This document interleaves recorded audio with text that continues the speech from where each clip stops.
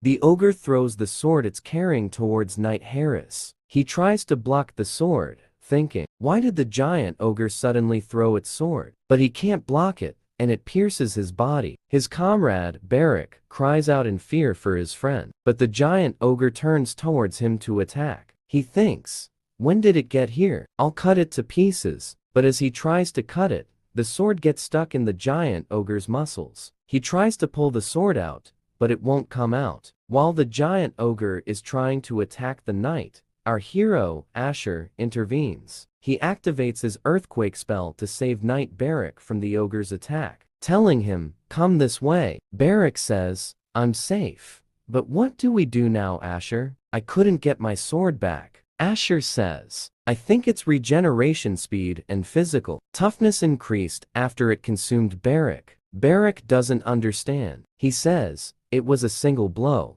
With all my might trying to cut its arm, I couldn't cut an ogre this strong. Could it be a special creature mentioned in legends? Our hero, Asher, says, that's not it. Regeneration and power through consumption. Allow it to lead those beneath it and incite madness. It has the power to even subdue knights. It's completely different from ordinary ogres. But if that's all there is to it, then it's too weak to be called a special creature. Ordinary magic has limits. Even if you pour more mana into it, it can't expand beyond a fixed range. If you exceed the limit, the magic itself collapses. That's the rule of magic. But there's one spell that isn't subject to this restriction. Our hero activates the geographical manipulation spell. The geographical manipulation spell causes tremors that the soldiers at the location feel. The soldiers scream, the ground is shaking. First other species of ogres, and now an earthquake. I was wrong. We're all doomed. Commander Enoch orders the soldiers, everyone stay calm and hold your positions. This is Asher's magic. He thinks to himself, but how can anyone stay calm in front of this scene? He looks around, and the ground has risen above the normal ground, with ogres below them. Some try to climb, but can't. They fall to the ground. Our hero prepares to cast a third rank spell, Fireball, to eliminate the ogres. Knight Barrack looks at the burning ogres and says, my God, they're burning. Burn them all.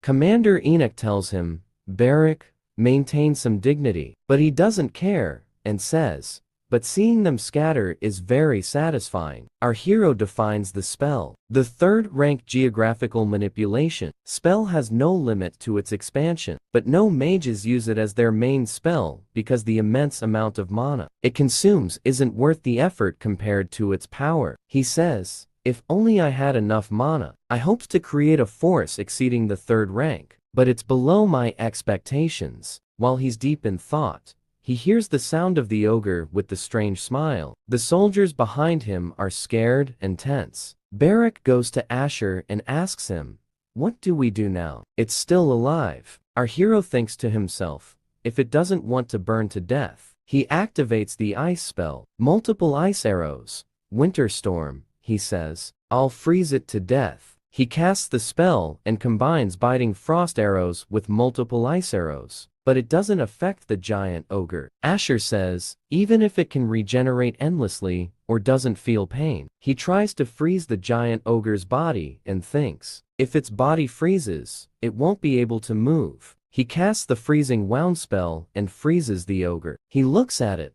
now frozen, and says, subjugation complete. The story shifts to the magic city of Ferenti. Two men are looking at news in newspapers and magazines. One says, did you see the news? The other man replies, yes. The magic tower is closed now. I understand everything. And I heard that the magic tower's power source exploded. Most of the remaining mages disappeared, and the magic tower's function stopped. The extent of the damage is too great for a power source explosion to be the only reason. The public says it was a divine punishment or a planned disaster made by someone. Someone must have conspired to close the magic tower. Bohemian. It's impossible for the Bohemian Tower to ever close itself. From what I heard, the magic tower was conducting secret experiments and was attacked because of it. While he's talking to someone grabs him and says, repeat what you said. He says, scared,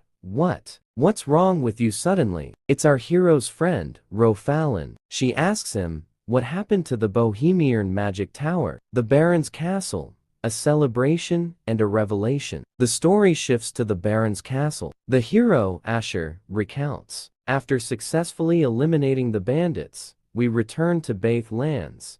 Lord Bath hosted a celebratory feast for the occasion. Lord Bath proclaimed, "You all did splendidly. It's rare for a battle to pass without any casualties." He continued, "Now that I think about it, I don't see Asher." Just then, Asher, having changed his clothes, arrived and asked, "Am I late?" Lord Bath replied, "No, you've arrived just in time. Come, try some wine first." Asher thanked him, adding, "By the way, I didn't expect ordinary soldiers to be invited to this feast as well." Lord Bath responded, "They defended the land.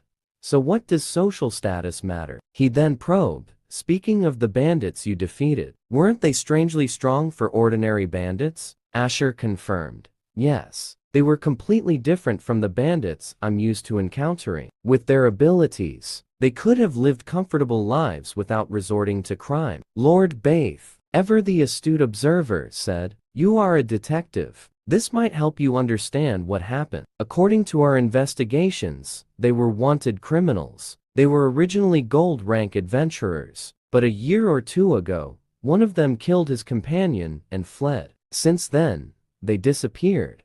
But it seems they formed a gang and ended up here." He clarified, "Gold rank is the fourth highest rank among adventurers, and it can only be achieved after many accomplishments." Asher mused to himself, "No wonder the bounty on their heads was 10 million. So that's why the Lord seemed so pleased. If I hadn't participated in the battle, the casualties might have been severe." Lord Bath continued, "Please, we managed to rescue the villagers the bandits kidnapped and held proper funerals for the victims." Lord Bath then raised his glass, declaring, "Raise your glasses in honor of Asher, the sorcerer who saved the lands of Bath." A heartfelt feast and looming disaster. The celebratory feast that followed the battle was starkly different from the atmosphere of the magic tower. It was a feast where no one cared about social status, where everyone celebrated together with sincere hearts. Unlike the magic tower, this warm, genuine place deeply touched Verdun, the hero of the story. For the first time since his escape from the tower, he was able to laugh truly from his heart. However, in those moments, no one had yet realized the storm that the disaster of the Bohemian magic tower would bring.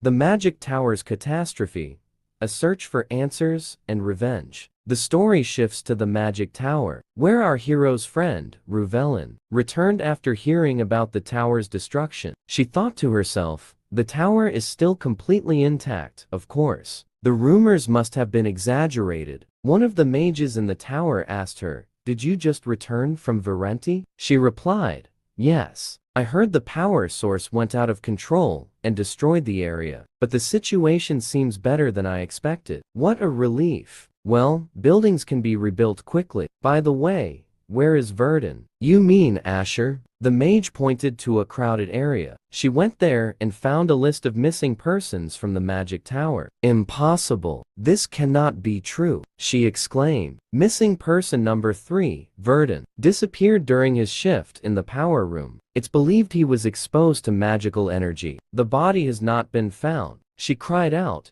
"What is this?" and recalled the events between her and the hero, Asher or Verdun. She thought, was that the last time we would meet? Weeping, she said, "I don't want to be separated from Verdun like this. He was like family, a dear friend." As she cried, someone took her head and said, "That's enough. Your anger at others won't change anything." She looked up and saw Mr. Waldeck asking him, "What exactly happened in the magic tower?" He explained, "As you can see, during the magic festival, the senior mages were outside the tower.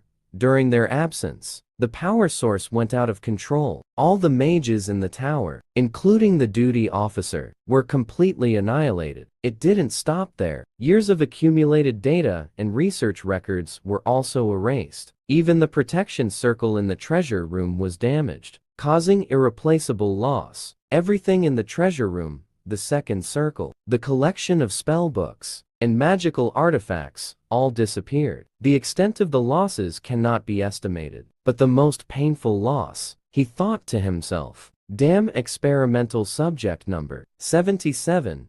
If only we could have recovered his brain, but we only managed to retrieve some records and achievements. He then told her, but at least we can get revenge. Although we didn't catch the main culprit of the magical explosion, we found a clue. She looked at him and asked, what? He replied, 3 hours before the incident, someone disappeared without a trace. Afterwards, all the tower's connections were used to track this person's movements and past. I found this. He handed her a symbol of the Black Clock. The Black Clock, an organization that not only studies magic secretly, but seeks to control the world through it. What are they doing here? She asked. He responded, we don't know how they infiltrated the tower and caused the explosion, but we are sure of their involvement, and to avenge the souls of those who died unjustly, I intend to form an extermination squad targeting the Black Clock. Ruvain, there's a place reserved for you in this squad. Ruvain crushed the Black Clock symbol. He observed, from the look on your face, it seems you've already made your decision. A new path. The Adventurers Guild. A few days later, at the Adventurers Guild in Bath Lands, someone began first. Let me apologize to Mr. Asher for what happened this time. We classified the goblin threat as high level, so we sent gold rank adventurers, but the results were disastrous. Asher replied, it's fine, it was just a coincidence. The guild member said, thank you for your understanding, and this is the reward certificate for this mission. Asher thought to himself, after adding the ban measure and the reward for bringing a new type of goblin, the total reaches 24 million. After tax deductions, 12 million remains. The guild member added, perhaps you don't know this, but for people not officially registered with the guild, the tax is a fixed 50% on all rewards. Even if we wanted to exempt you, these are the Empire's laws, and violating them could lead to accusations of tax evasion or embezzlement. But there is only one legal way to avoid tax. The hero said, you want me to become an adventurer? The guild member confirmed, that's right. Our guild imposes lower taxes on higher ranked adventurers, and since you're a special case, you'll start at the silver rank. Asher thought to himself, but becoming an adventurer means restricting my future movements. No, what matters more than money now is, Asher then told the guild member, it's fine, I'll settle for this.